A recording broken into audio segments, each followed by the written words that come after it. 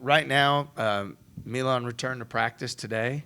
He was out there and doing things. So again, it'll be day to day. Whenever he's able to return, when it's in his best interest, is when he'll return. In terms of us offensively, I think the correlation between our offense being effective and our defense being effective is important. I know everybody, immediately just looks at Ken Pom and says, well, the defense is still good. That means the offense. To me, when our defense is turning the other team over and when we're getting live ball turnovers, we're great in transition. When our guards are doing a great job rebounding down and finishing plays on the glass, that gives us transition. The transition points have made us a really good offensive team, or at one point when we were an elite offensive team. The other part of offense that sometimes gets left out is the offensive rebounding and converting those to points. And that's something that we have to be very intentional. So there's certainly the half-court offensive, being able to run half-court offense 5-on-5, which is important, and something where we have to do a better job creating advantage, moving the basketball, taking great shots, having great shot selection. All those things play into it.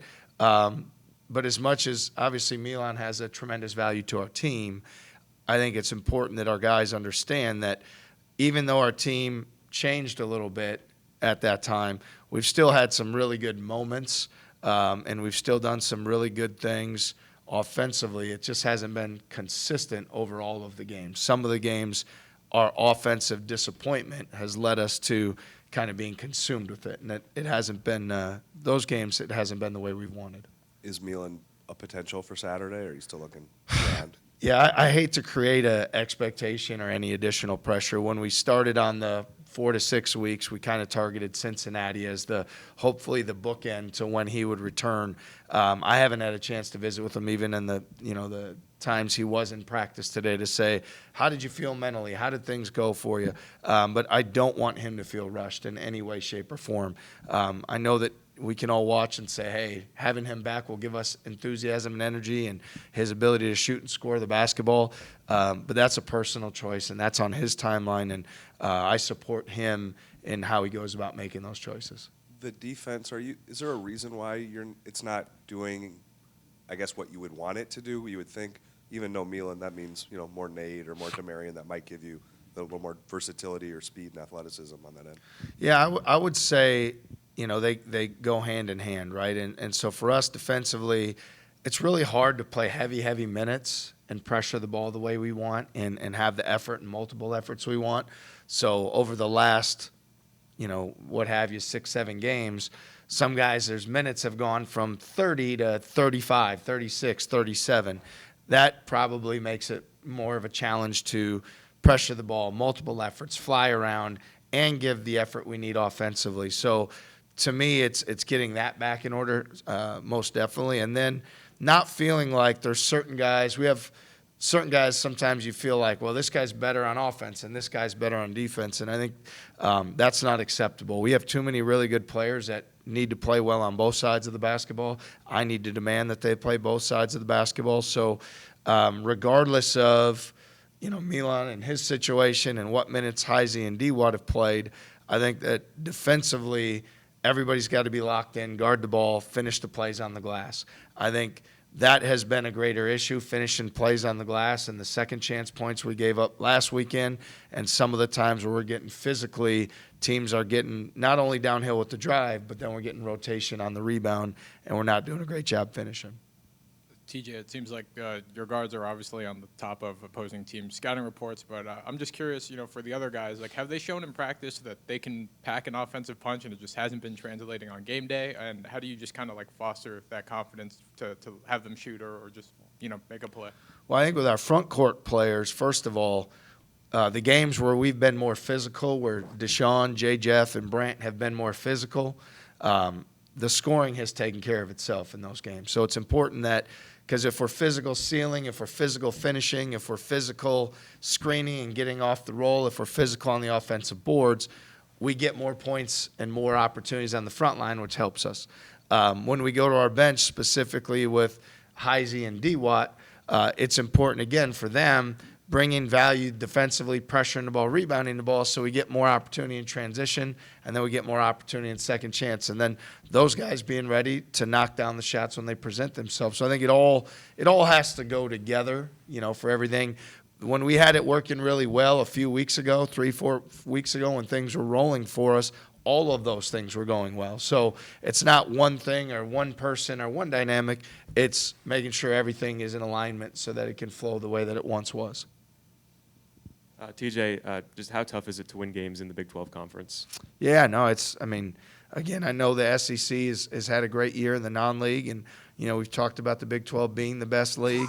I think the physicality in the Big 12 on the glass and defensively stands out. So part of, even when you play good teams outside the league or great teams outside the league, I still think there's a defensive intent and a physicality that teams play with in this league that all of a sudden teams get into league play, even when they play great teams outside the league, and those scoring numbers go down. And it becomes tougher to get to the rim because of the defensive versatility, the length at the rim protection. So that is also a factor. But, of course, winning games is challenging in every conference.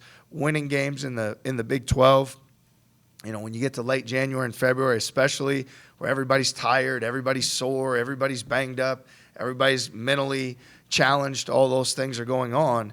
That's where you've got to double down on your habits, your resiliency, and the things that you do and the things that make you win, and then that puts you in the best position. But it's, winning this league is hard.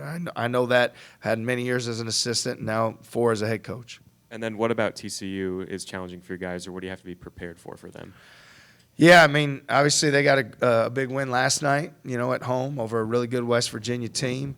I think they're a team that has, again, with their guards, with Reynolds and Alette, they're guys that can really get it going. They're good in transition. They're good in space, making plays. So I think, they have a very strong presence and impact on their team and what they're able to do offensively. They've got other experienced players on the front line. Trezarian White, Ernest Uday's he's a physical force in the paint and on the offensive glass. So I think it really is going to come down to our guards doing a great job guarding the basketball and keeping the ball out of the paint, keeping their guards out of transition and out of the paint. It's going to come down to our front court establishing the physicality on the interior, and then as a team finishing plays on the glass. We do that, focus on our identity, then offense will come forward for us. After the Kansas game, you told us you liked the team's mentality, like immediately, right after that game. What were the things that you saw that made you think, hey, this is going to be? Yeah, not that I'm a body language expert, but I think the eye contact, how the guys looked in the locker room. There's sometimes when you're not to be successful where guys look like they're down, they're deflated, they're disappointed in themselves, they feel like they let their teammates down, that sort of thing. That wasn't the case, even though we were highly disappointed on Monday.